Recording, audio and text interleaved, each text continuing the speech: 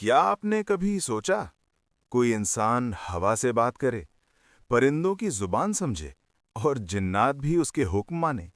یہ کوئی کہانی نہیں، یہ حقیقت ہے۔ یہ قصہ ہے اللہ کے نبی حضرت سلیمان علیہ السلام کا۔ حضرت سلیمان حضرت داؤد کے بیٹے تھے۔ اللہ نے انہیں ایک عظیم بادشاہت عطا کی، ایسی بادشاہت جو کسی کو نہیں ملی۔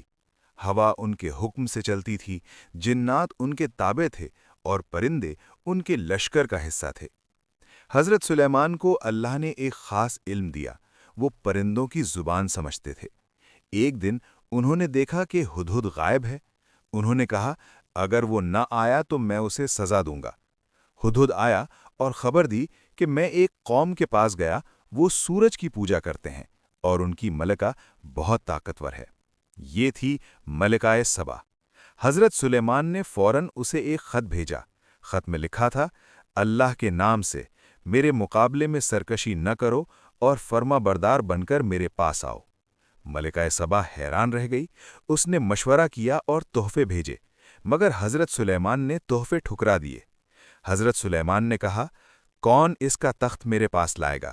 ایک جن بولا، میں لے آؤں گا۔ مگر ایک شخص جسے علم تھا نے کہا کہ میں پلک جھپکنے سے پہلے لے آؤں گا، اور واقعی پلک جھپکتے ہی تخت حاضر ہو گیا۔ جب ملکہ سبا آئی، اس نے یہ معجزہ دیکھا اور فوراً سمجھ گئی کہ یہ اللہ کی قدرت ہے۔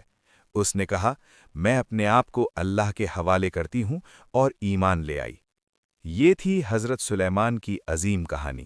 یہ ہمیں سکھاتی ہے، طاقت ہو تو شکر کرو۔ علم اللہ کی سب سے بڑی نعمت ہے۔ اللہ کی طرف بلانا سب سے بڑا کام ہے۔ اگر آپ کو یہ ویڈیو پسند آئی ہو تو لائک کریں، شیئر کریں اور چینل کو سبسکرائب کریں۔ اللہ ہمیں سچائی پر چلنے کی توفیق دے۔ آمین۔